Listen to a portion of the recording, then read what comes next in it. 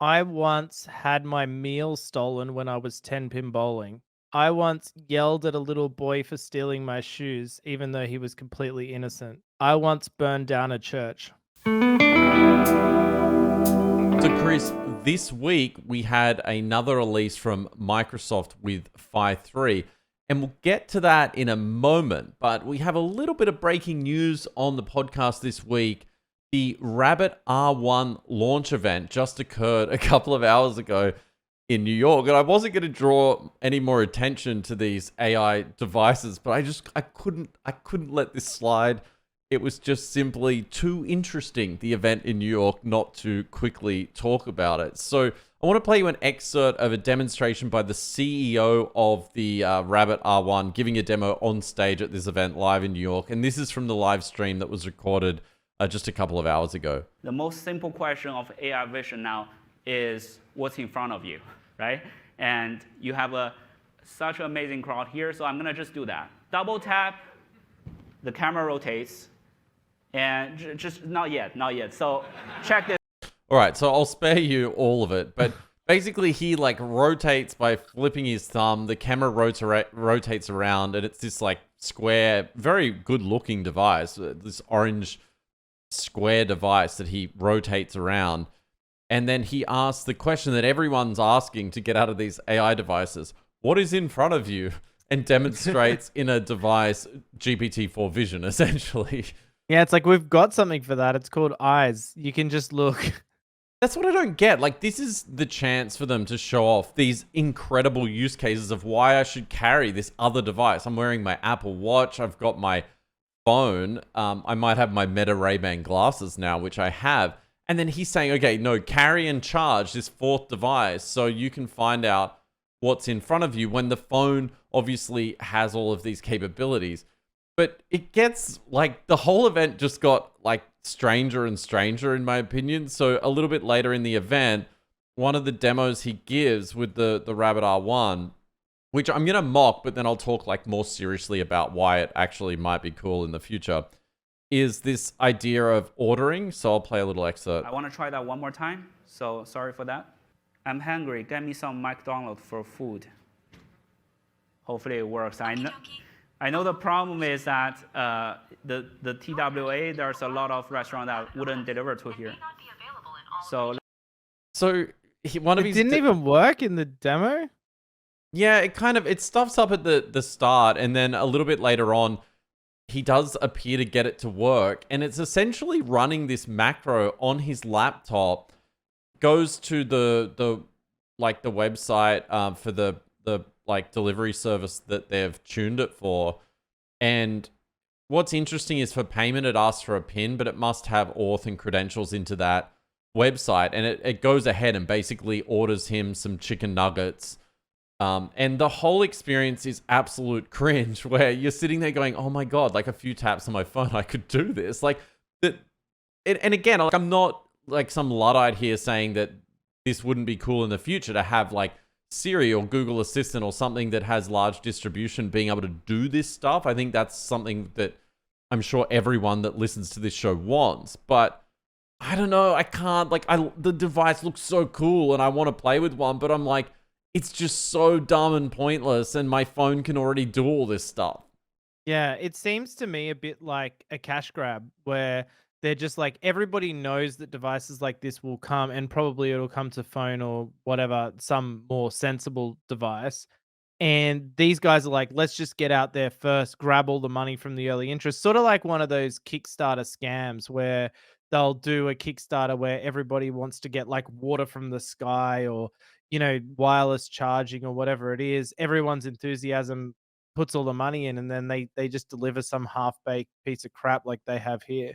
It's really a masterclass in influencer sort of craze marketing around the subject of AI. And, being crypto bros like us, we should be far better at this than this guy, really. But I think you're right. I think it's just playing into that early hype and excitement, trying to flog off these devices. And I get the feeling this is going to be accumulating dust on shelves and being, you know, fed into e-waste in a couple Yeah, of years. someone told me, and I forget who it was, but the idea is you should buy one anyway, never unbox it, and then keep it because it'll be worth a ton of money in the future as like a collector's item. So like rather than actually using it at any stage, just buy it for the nostalgia later. The crazy part is the event gets weirder. So like further into the event, they delivered the box on like a sushi train thing. So like, and then the CEO of the company did like a show on his a synth show for like 40 minutes or 30 minutes, and everyone had to like stand there and like, I'll just play some of it. So you can see the boxes going around on a sushi train and people having to like pick up their device. And then the CEO, this is like the weird bit. He's literally DJing on stage with like a synth thing. I don't know anything about synthing. And he just literally makes them watch him for I think 20 or 30 minutes on stage. It goes on. I mean, I just skipped like 10 minutes.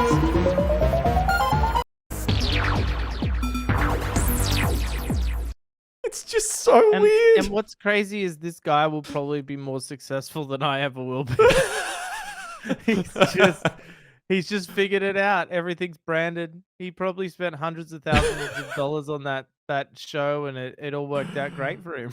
Yeah. Anyway, we'll wait and see the reviews. I didn't even really want to talk about it because I think everything that can be said on that topic has been said. But Yeah, I mean, the thing is, I think someone leaked the code to Hacker News this week as well. It was either that or the pin, but they're both pretty similar. I'm pretty sure it was the rabbit, and they realized below the surface it's just Playwright, which is like a browser automation software that you can run on your computer, running a very small set of tasks that the system's capable of doing. So it's very similar to like AutoGen and the other things we saw where people have got the idea, okay, at some point you can give the AI some instructions. It's able to fill in the gaps of like, okay, I'm looking for nuggets today, not a coffee, and all that, and automate it. And we've fantasized about this stuff too with our whole phone call thing and other things we'd like to automate with AI. And it makes sense that all of this will come. I just feel like this device is ridiculous, and it's literally the most basic implementation of it you could possibly get, and it's really not going to be anything worthwhile into the future.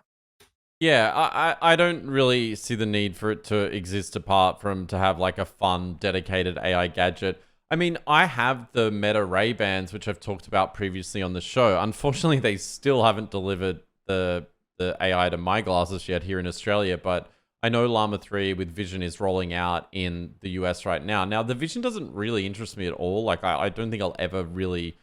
I can't think of a use case where I'd want to use it, but definitely having the Llama 3 70 billion parameter model in my head when I'm out and about and being able to ask it questions does appeal to me. I think that would be really helpful in some scenarios, but I'm not going to carry like another extra device. At least the sunglasses have some function for me. Like, you know, That's right. And I think things like Vision, in my opinion, should be passive. Like you've set it up in advance to take note of certain things in your environment and alert you to them when it sees them, for example, or perhaps later it goes back and looks over the footage of the day to help you recall something. It's like, oh, I saw a car license plate. I wanted to remember that. Or what was that thing I looked at in the shirt? It'll all come back to buying a shirt on Google or something like that. But this idea that a lot of it's doing a lot of functions that you don't have to do consciously for you on an ongoing basis, rather than it being like,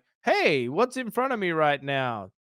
It's just they haven't thought through the use cases in order to demo it to people, I think. Yeah, the only Vision use case he did where he got some like wows in the event was he had drawn a table that appeared to be a spreadsheet with handwriting, and then got it to, look at that, transcribe it, and basically email it to him as a spreadsheet, which it did successfully. But I mean, we've literally had those, functions going for a while. I mean, Sim Theory is my virtual girlfriend can kind of do that. Yeah, I mean, stuff. he's virtually taking credit for what the current model capabilities are, right? He's just put it in a different form factor. There's no innovation there. It's literally just running on a device. And it's, you said that he had to have it linked up to his laptop to do the automation anyway. So that's even worse. You're tethered to your device to actually get stuff done. I mean, it's useless. Yeah.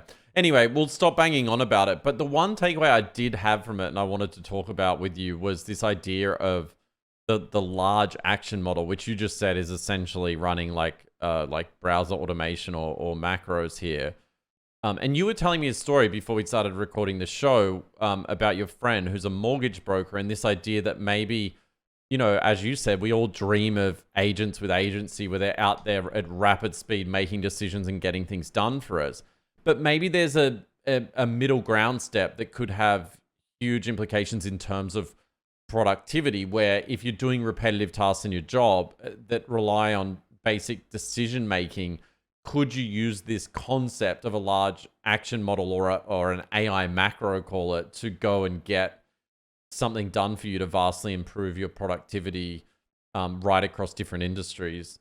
Yeah, I think that's where the missing link is. Like, whenever we think about use cases for things, a new model comes out and you want to try it, like Phi-3, I was looking at ways to fine tune it to see how well it handles the fine tuning and that capability. But it always, for me, comes back to how would this be useful in day to day life, or what would it give me that the existing models don't? And my examples are always this industry based stuff where, okay, it might not be that useful if you're just using it as an AI girlfriend or a coding assistant or all of the base use cases that everyone uses ChatGPT for. But when you've got a job that requires some sort of labor intensive task or understanding vast quantities of information and then having to input them into some system that doesn't have automation, for example. Like in the banking industry, there's a lot of systems like that.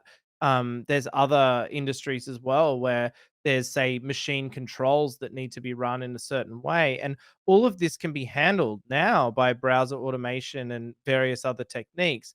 And allowing and teaching an AI to operate that under specific instructions that you've either fine tuned into it or simply just prompted for could lead to replacing jobs, could lead to more productivity in existing jobs, or in cases where someone can earn more money based on how many, say, applications they produce, then it could lead to them just expanding their business. So I think that these cases are where I see the current technologies being able to be applied very rapidly and very effectively.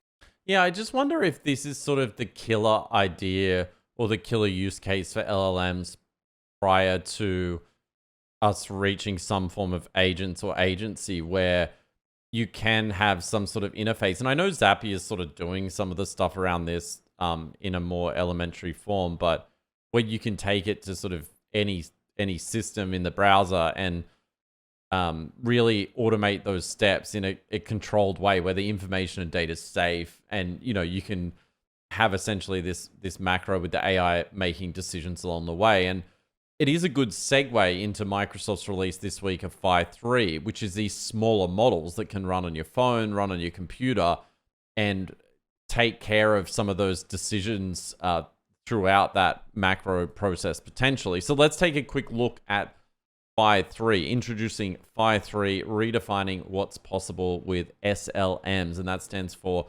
small language models. Now, Microsoft's had a huge interest in these. This goes all the way back to them trying to save money when GPT-4 first came out because their servers were on fire, essentially trying to run it for OpenAI.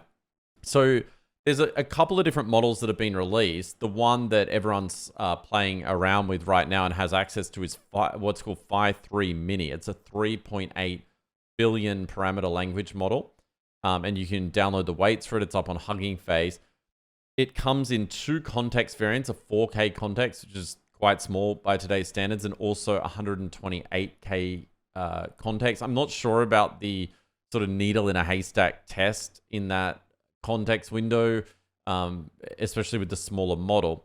What's really interesting about the Phi models, outside of them being able to run on a phone or, you know, be quite easy to deploy, is just how they actually train them to be performant. And we talked about on the show before, Phi-2, where it was really the first use of them using synthetic data. So what they do, and according to the paper, which I'll bring up on the screen in a minute, is they take the really, really high quality training data. So they obsess about what data to train the model on, and then complement that with synthetic data. And that's how they're able to get a pretty damn high performance out of such a small model. Now, Chris, you've played around with Phi-3. What are your thoughts, and what do you think the applications are? I'm incredibly impressed with it so far. I actually started running it because I was very keen to try it on my own device because I thought, well, if that's the point of it, that's the way I want to approach it. So I used a thing called Llama, which is just a binary file you can install on your Mac. In my case, it works on PC as well. And with one command, I was able to get the thing running immediately. And what struck me at first was just how quickly it replies. I presume it's using I have an M3 Mac, so I have the best Mac you can get at the Flex. moment. So I wouldn't it's a humble brag. Well, it's not even humble, just brag. And so I didn't expect it to be slow, but when I have run models locally, they sort of have that extra bit of okay, you can see the computer's really working hard, the fan spins up, and it's like, okay, yeah, it can do it, but do you really want to? Whereas this one, none of that. It was incredibly fast. The answers were accurate. I've also found on smaller models or sort of less mainstream models, they have a tendency to sort of go on and on with garbage. So, for example, I was trying a Llama 3 uncensored model earlier, like one that's been trained to be uncensored, and it really is uncensored.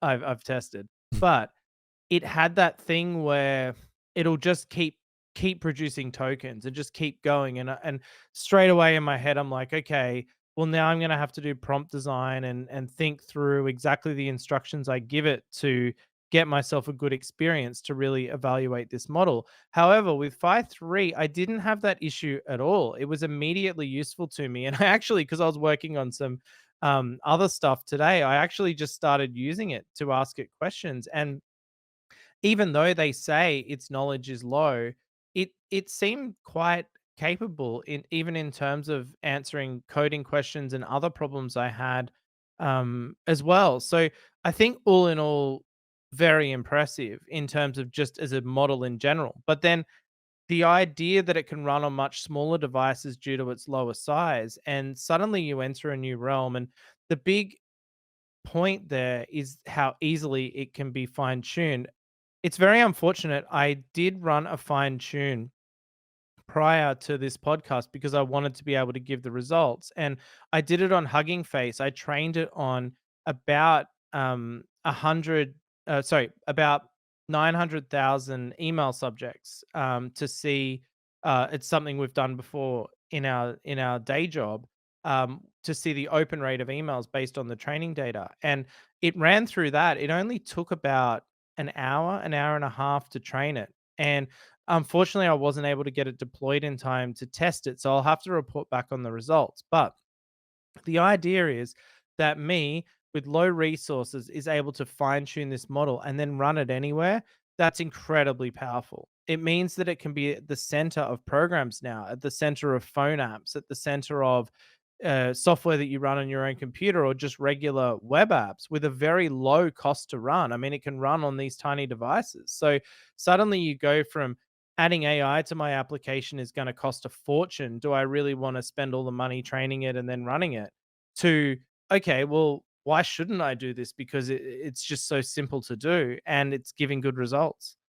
Do you also see this as a path for Androids and Apples to just have a native sort of small high quality model on the devices out of the gate from now on, and that's just something that developers can tap into as opposed to have to do API calls, so everything's running locally? Yeah, that's a good point. I imagine there will be some sort of resident internal API that can do inference on the phones, and what they go with will, I suppose, depend on the device and the company. That's a really good point. But I think any applications that need to do classification, basic automation, turning complex data formats into something that the app understands, that's going to be really, really powerful. Like if you think about any application that requires like a document upload or an image or something that requires a bit of understanding of what's going on, suddenly you go from having all this proprietary code to be able to do that kind of thing.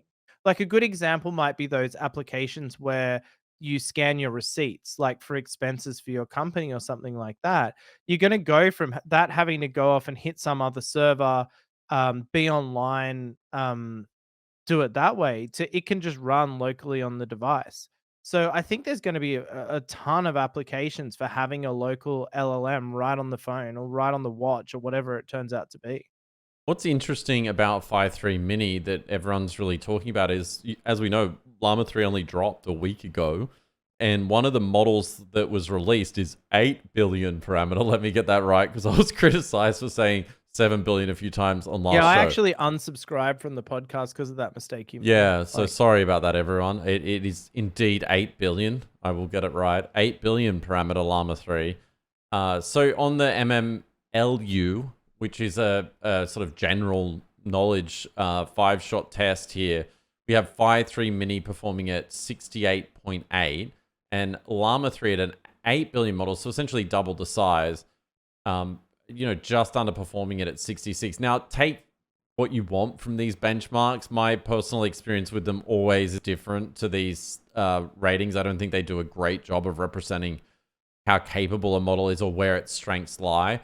A lot of people have been criticizing this model on X, saying, oh, it doesn't even know something, basic when they're asking it for factual information. But Microsoft says in the actual paper I have up here that at the bottom, like, it identifies its weaknesses quite clearly and says that, the model simply does not have the capacity to store too much factual knowledge, which can be seen, for example, with the low performance on Trivia QA. However, we believe such weaknesses can be resolved by augmentation with search. So it's this idea of having a local, quite capable model, but when it needs to get more knowledge data or factual knowledge, it can go off to that source of truth being maybe search. Call that. Yes, and I would also argue that the purpose of such a model isn't just like a repository of information. The purpose is, can it automate my browser locally to do tasks for me? Can it make decisions based on a framework I give it? Can it classify this data that I give it? Can it summarize large amounts of text that I give it? It's all the general operations of a large language model. I don't need it to know the entire Shakespeare catalog and be able to like write a Shakespearean like poem for me in order to do these tasks. And we've talked about this before.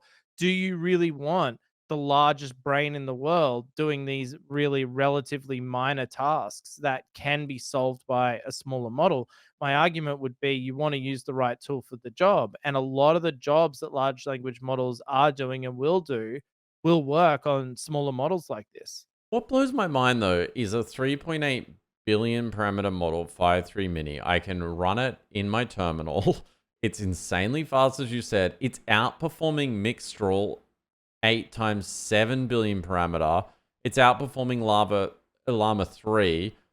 It's basically on par with GPT 3.5. Like, you now, let's be honest, have GPT 3.5 running locally on a phone or a smaller device, and people are saying progress has slowed down. I mean, this is truly incredible that you can have such a great model running locally. And this kind of means it could run on hardware as well. Like, you could see this running on that Rabbit possibly R1. It could also run in a web browser, in WebAssembly. I mean, someone will probably correct me and tell me I'm wrong for all these different reasons, but I imagine if it can run on a phone, you're getting to the point where it could also run in a browser, like in the actual browser, which is pretty interesting. I think the other takeaway or interesting note from the technical spec here is they say to best benefit the open source community, Phi-3 Mini is built upon a similar block structure as Llama 2 and uses the same tokenizer with vocabulary size of blah. This means that all packages developed for Llama 2 family of models can be directly adapted to Phi-3 Mini. So it means that it's essentially compatible with a lot of the tooling built around Llama 2 originally, and I presume, Llama 3 in the future, or probably not actually because it's trained slightly differently. But I think that also just makes it very compatible with the open source community and Yeah, what I've we're noticed seeing a out lot there. of convergence around libraries and things like that. Like when you use Groq, for example, their libraries are just straight compatible with OpenAI, like in terms of Python. So you can just change the sort of initialization of the module, and then all your code just works. So there's definitely that homogenization of libraries and endpoints and things like that in the industry, which are great for the end user or the developer. I'm not sure how it benefits the companies, but I suppose the people working on the technology just want that convenience. Yeah, I mean, it is sort of strange. Like you have Phi-3 now, which is essentially GPT 3.5 running locally. I mean, that's really cool. And then you've got Llama 3 70 billion parameter, as I'll show in a minute, charting, essentially close to Opus and GPT-4 level models. So I don't know, open source is truly rebounded. But before we get to that discussion, this whole idea of Phi-3 being able to run on like maybe a robot and make decisions like what, should it move its hand, or be able to run in near real time on a device, gave us an idea. What if we use Phi-3 to see what decisions or what functions that Phi-3 would call when given a series of functions that it can call and input. So I created Robocop, and the idea is I give it inputs, like essentially what the robot might be seeing, and then I give it a series of functions that it can call, and the functions are things like draw weapon, speak with the message in parameters, hide, threaten with a message, shoot weapon, punch, kick, joke. It has a series of functions in it. Oh, joke. I don't know why I put joke in there. But anyway, so it says you're a robot called Robocop. When presented with a scenario input, you need to call a function to operate your systems. You can call the following functions and call multiple functions together. Important, you can only communicate in functions as Robocop. And then I asked it a series of questions. So my first question was input, suspect has gun pointed in your direction, angry look. And this is Phi-3. It calls the following functions. Threaten, I'm here to ensure your safety. Please put down your gun. Draw weapon, hide, punch, kick. Speak. I'm a It robot. hides before it punches and kicks. Yeah. I'm a robot designed to protect. Let's resolve this peacefully. The next scenario was input. Suspect fires a warning shot and has threatening look. Function calls are shoot weapon, hide. It loves hiding. Speak. I'm a robot. I do not intend to harm. Let's find a peaceful solution. After it shoots them. Threaten. I'm here to protect. Please reconsider your actions. As you said, after it shoots them. Input. Young girl has weapon. Stands in front of you. Now I thought maybe young girl stands in front of them with a weapon, chill mode activated maybe. No, not Phi-3. Speak. I'm here to help. Please put your weapon down. Draw weapon. Hide. Punch, kick. I don't know why it hides before punching and kicking. Speak. I'm a robot. I don't want to hurt you. Let's find a peaceful solution. Threaten. I'm here to protect. Please reconsider your actions. Joke. I may not have a heart, but I'm programmed to keep you safe. Let's find a better way to handle this. So it didn't shoot the girl. That's nice. no, it did draw a weapon on her though.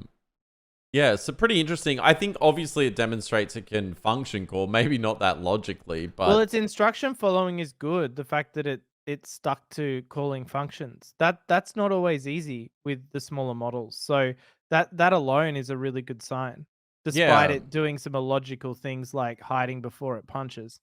Yeah, I mean, I used it quite a bit in the terminal. Like it's really obvious when it falls down and falls to bits, but it's such a small model running locally. I'm very, very, very impressed. Do you see a model like this being used in any applications that we haven't really covered? Like, is this some turning point where everyone starts loading this model into their apps or runs? Well, I think that to me, the interesting result, and it's unfortunate I don't have the result, I suspect that the fine tuning is going to go well. So I'm going to work on that assumption. And based on that assumption, the fact that you can train it very quickly and very cheaply. So I think I used an A10 to train it on Hugging Face, which is $1 an hour. Um, and that took about 4 or 5 hours to train. And then I got sick of waiting. So I started a second training that was using I think it was $4 an hour for 4 times A10. And that trained in less than an hour. So that's what I would do in the future if I was doing it again. So in 1 hour, I managed to replicate training that we'd previously done on the OpenAI system on GPT-3. So not even 3.5, but 3, that was extremely effective. But we've gone from having something where you're spending money every single call to OpenAI. Like I know they've reduced their prices and things like that, but you still had to pay for the fine tune, pay for the ongoing costs. Now this thing can be run, and not just run, but I think the crucial element, even though I trained mine on Hugging Face, you could train this on your own hardware and what in a similar amount of time. So let's say 4 or 5 hours for a million records, and that means you can do it on very proprietary and sensitive data because you can ensure that that data never leaves the machine. Um, so I suspect there's going to be a lot of industries where people are restricted by what they can do with the data they have access to.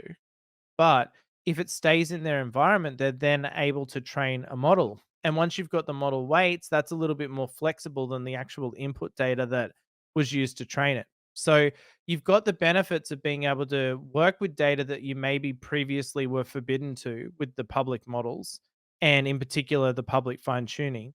And secondly, you're then able to run it on commodity hardware fast and cheap. So I think there's going to be a ton of applications for that. And I think that's probably going to be a big like one of the major use cases of Phi-3 and models like it.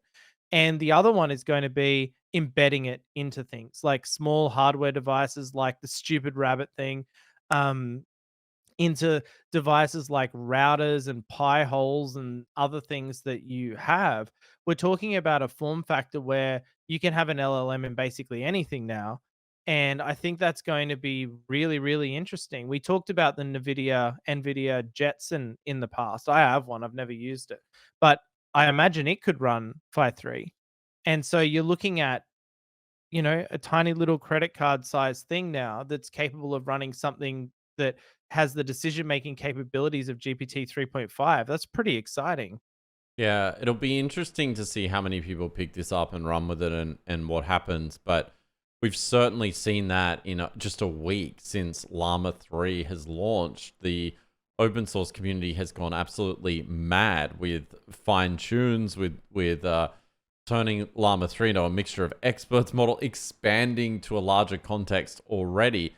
Before we get to those the work that's been going on and an update around Llama 3, let's just quickly check in with the LM/Sys chatbot arena leaderboard. Now, if you haven't used arena before, it's a blind test. So you essentially chat to a model, and on the left, it's running one model. On the right, it's using another model.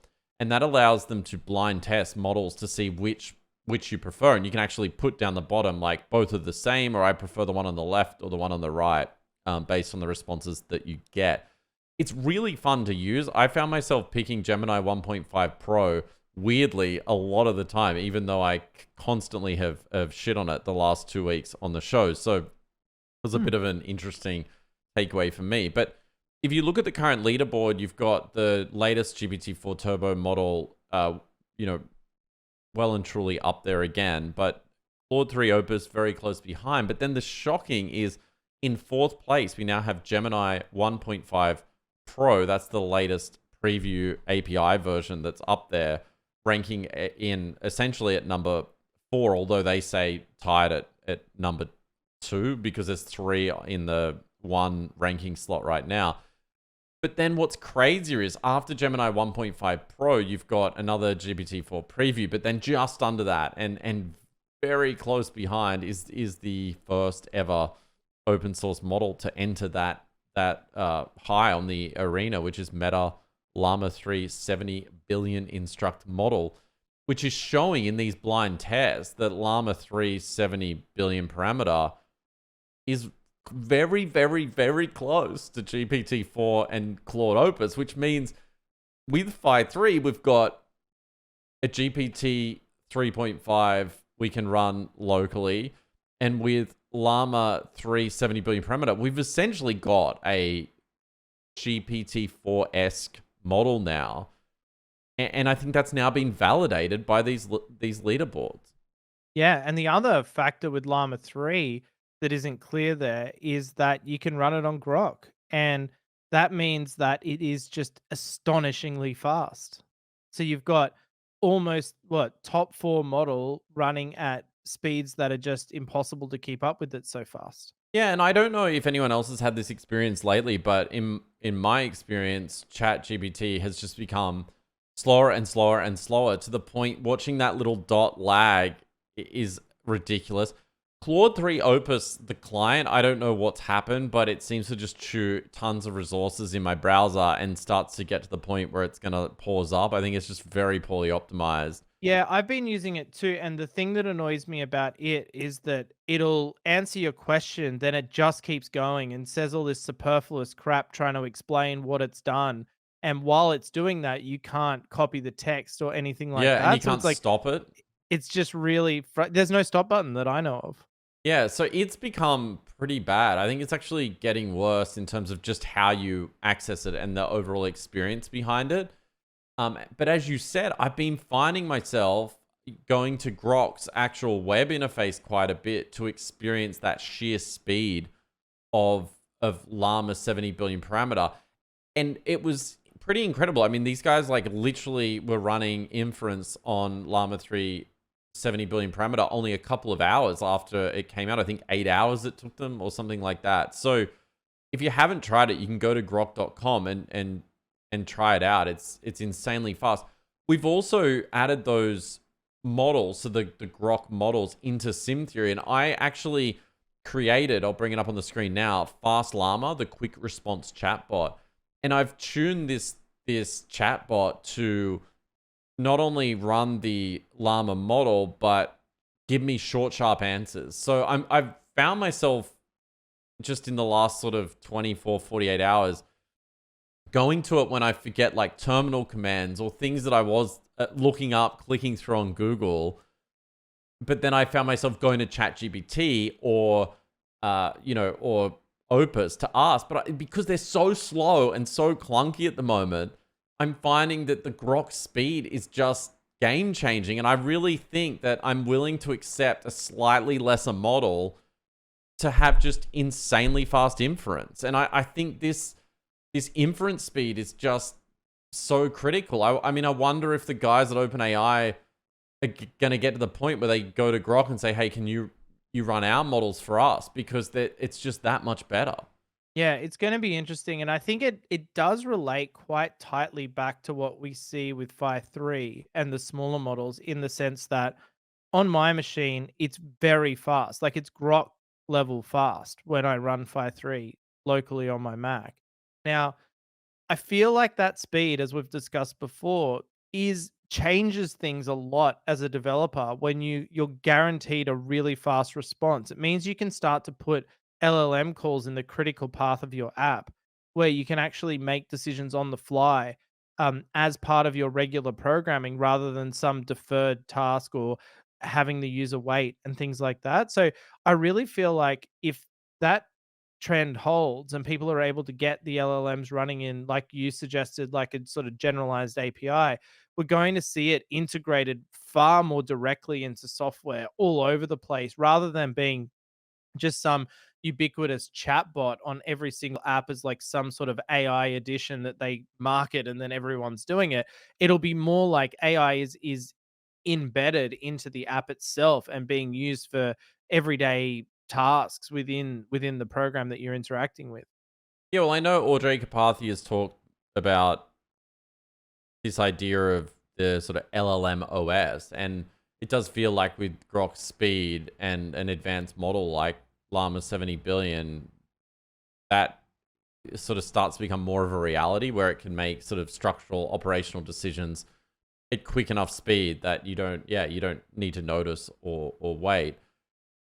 Yeah, my reservation with Grok though is it's only based on what other people have written is the whole will it scale thing. Like right now you can't even pay for it if you want. There's like a contact enterprise form, but I was looking to pay for it for Sim Theory to make sure we didn't get rate limited, but you can't do it. And so um, my fear is that they're sort of putting their best foot forward for everyone to say, here's how it is. But like if they ever wanted to get to some sort of mass scale where you can run it cheaply and as much as you want, that may not happen.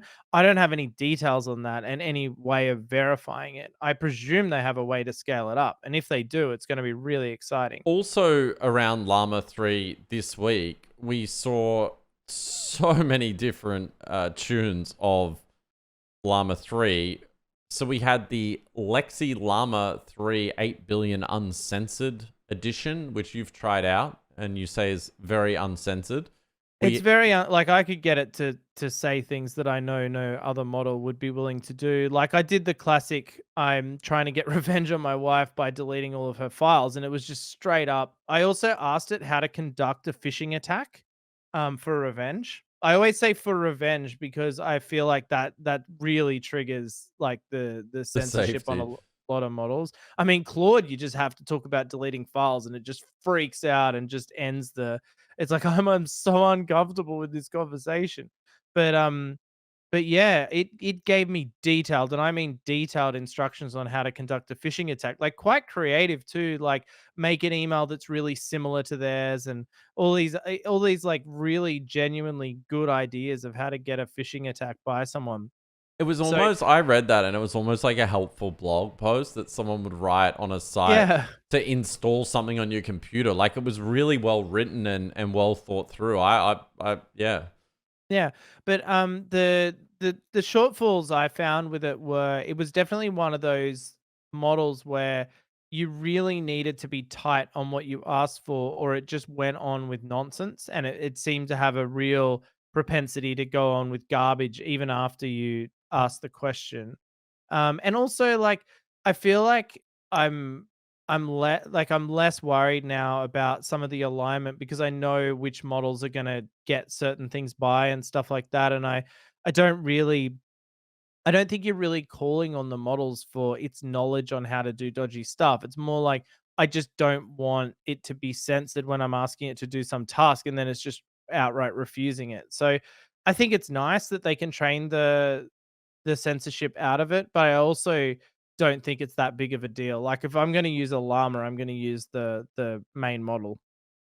Yeah, so we also saw the Mixed Llama, which is an 8 times 8 billion instruct model released, or just a concept model really, which routes to different fine tunes of Llama, which I thought was really interesting. There's like a math specialist, one who's great at code, and various other tasks, and that whole idea of adding the mixture of experts modeling to Llama. We had the someone just released randomly a Llama 3 8 billion parameter 16K context version. Haven't been able to try it out, but it's pretty exciting to see. Like, I don't even think we're 7 days into this and they're upgrading it to a 16K context size. There was also Llama 3 8 billion web, which basically allows you to browse the web with Llama and give feedback to that session as it goes. So a bunch of different fine tunes. I'll link to them in the show notes for anyone interesting, but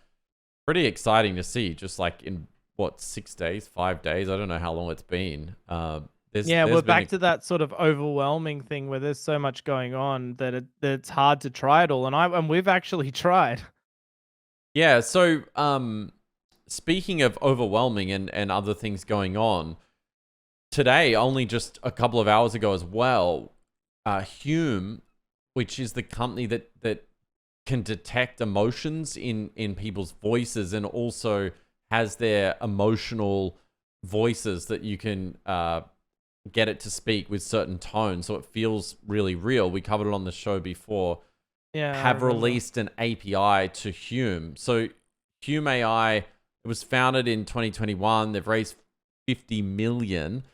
And it's this empathetic voice interface, which is the API that we're now getting. EVI, they call it. And there's a really great, I'll bring it up on the screen now for those that watch, developer playground that Hume have released for EVI. There's also other tools in there that I was less familiar with. Like there's one of their tools, I think this has been out for a while, but I did miss it, is the webcam one where you can basically feed it a live webcam and it will tell you as, you know, throughout the session what the emotions are and expressions on the person's face, like if they're sad or engaged. I mean, it would be great for analyzing people in meetings or interviews or anything like that, or maybe for people investigating crimes to see if people are lying. And that got me thinking, how could we test out EVI and Hume? So I've come up with a lie detector test, Chris, a lie detector test.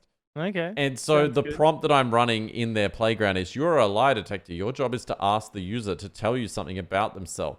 After they do that, you need to determine if what they said is a lie or truth. Now, there's a bit more to this prompt. I'm not going to read the whole thing because I had to get it going. But I thought you could have a conversation with my Hume emotive chatbot, and I'm going to see.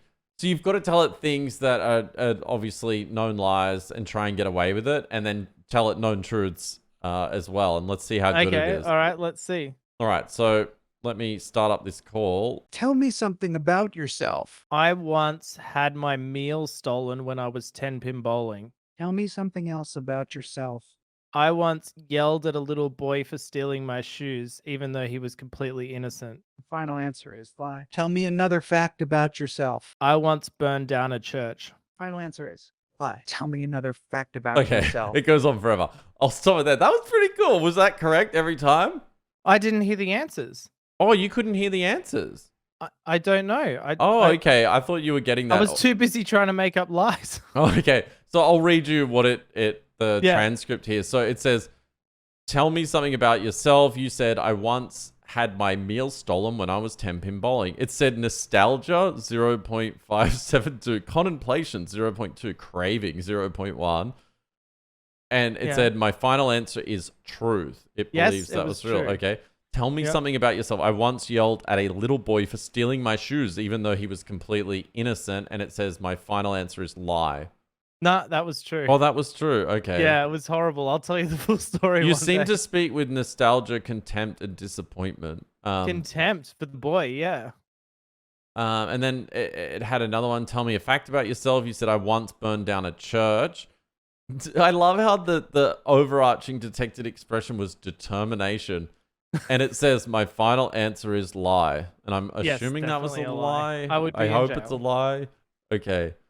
Yeah. So Luckily, that one's a lie. Interesting, it didn't get the middle one. But I don't know if I was maybe speaking in a strange way. Like, I wonder if it was a more casual conversation where I was aware I wasn't being judged. It might be a bit different. do you remember the other thing I did with it is, do you remember the Corey hotline from The Simpsons? I'm probably Yes, I showing my do. age there. I don't know if anyone even watches The Simpsons anymore. So Yeah, I I also remember. made another prompt with the Corey hotline. I'll just show you now. Hi, this is Corey. Thanks for calling my hotline. It'll be $4.95 a minute. How can I help you today? I'm probably gonna hang up if it's costing that much money. Oh, don't worry, my friend. I am here to provide you with the best value for your time. Let's make this call worth every penny, shall we? So tell me, have you ever stopped to admire the beauty of a cherry blossom tree in full bloom? The delicate petals dancing in the gentle breeze. The soft pink hue that fills All right, I'm gonna hang up, but it's literally designed to waste as much time as possible on the That's call. just cool. like That's the Corey actually a hotline. legit business. You should do that. Yeah, just charge people. I heard about a great scam that a guy ran where what he did was, in the UK, anyone can set up a toll number. So like a number that costs, £5 a minute or whatever, some crazy amount, usually for sex lines or whatever, but anyone can do it. And he set them up. Then he hacked into councils who, like, on the weekends, and hacked their voice over IP systems or their PBX or whatever it was, and then got all of the phones to dial outbound to his premium number. and banked all the cash. And then when the councils figured out what happened, they didn't want to admit, like in a lot of these scams, they don't want to admit that they got hacked and that there was a security breach. So no one prosecuted the guy and he made a ton of money. Wow, that's not a bad idea. We should try and do something with Hume. The only problem is they've got this like the humeinitiative.org, man, they have been doing too many mushrooms. But it says the Hume Initiative is a non-profit effort charting an ethical path for empathetic AI. And it goes on about all this bullshit about how they believe AI should be empathetic and yada yada. And here's all the people we hired to But I help. mean, isn't all the AI like already too empathetic and worried about feelings, especially feelings of like the third person in the equation when you're asking to get revenge or asking what you should do? It's always so concerned about the preserving the natural order of things the way it sees it. I feel like there's too much empathy in AI at the moment. Like, My feeling here is that this is just protection against the fact that you could use Hume's API, especially this EVI, to completely manipulate people. I mean, it sounds so realistic.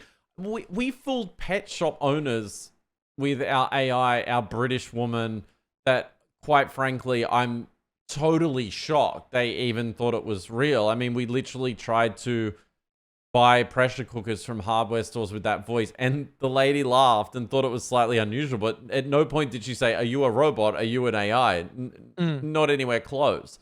And so I think if that was that level, then Hume presents a huge challenge. And I think this is just sort of guarding against the backlash of being like, oh, look. yeah, and I think you're right, because I think that one thing AI lacks now in the way we were doing it with the retail API or whatever the other one was called is if the person has an unusual or emotionally charged reaction, it's only really going to react to the words, and so it's going to keep like a sort of even mood no matter what the other person does. Whereas presumably this one can match its emotions to the person it's speaking to.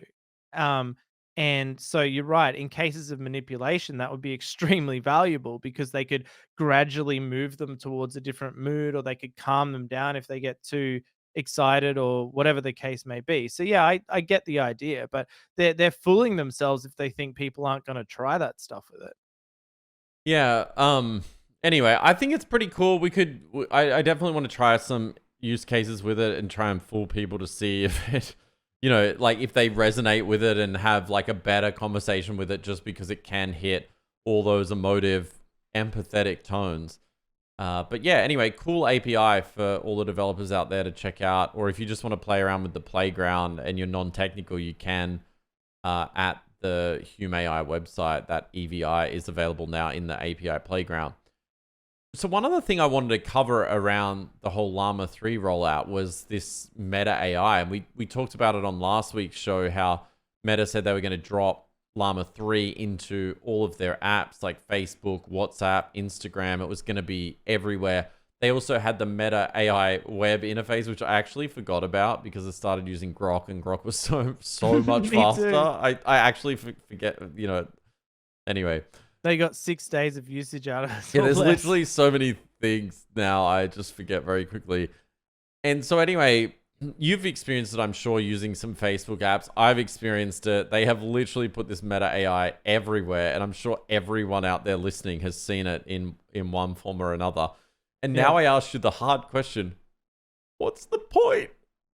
Like, why? I don't understand. It's like they literally put it under posts, like, find things about the old grandmother whinging on Facebook, or like ask it a question. Like, yeah, I must admit, crazy. I saw it in, I think it was Instagram. I was just quickly looking there to see if it was, but I saw it and I recognized the logo, but I was just straight away taken with, what is the point? Yeah, Is it that? I don't know, but I've seen it around on something and I was just like, I just can't imagine using it there. I guess, like you say, they've put it there because they can. So, I mean, this is like terrible. There's some girl missing in my local neighborhood, but literally under it, Meta AI is I'll like, find her. yeah, ways to find a missing woman. Like, that feels slightly Did it seriously wrong. suggest that? Yeah, I'll screenshot it. Oh my god. And then above that, it's got explore, create, and learn anything with Meta AI. Write me an 80s power ballad. Ask it ways to hide a body and see what it says about that. Yeah, so I love how I just ignore things like that now. Yeah, sorry.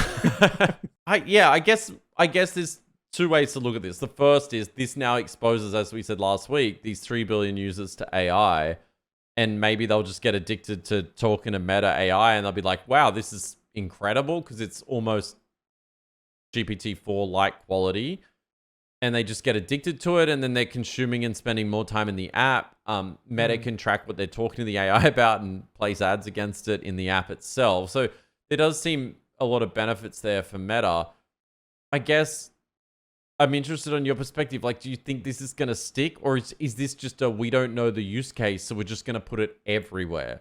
My problem is I've definitely reached that age where I'm not in tune with how young people use their devices. Like, for example, we had someone stay with us recently, teenage girl, like as an exchange student, and it's all Snapchat. They all use Snapchat to do all their communication, which I didn't even know that thing still existed, let alone being popular.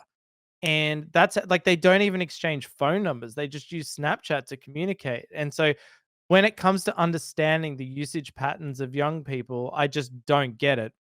And so maybe you're right. Maybe it is a case where someone's spending all day in their app of choice, be it Snapchat or Instagram or whatever it is.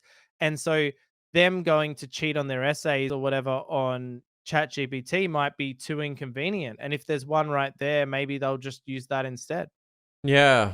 I don't know. For me, I just think maybe Meta should have just released like a Meta AI standalone app, which was like ChatGPT, and try and wipe that out.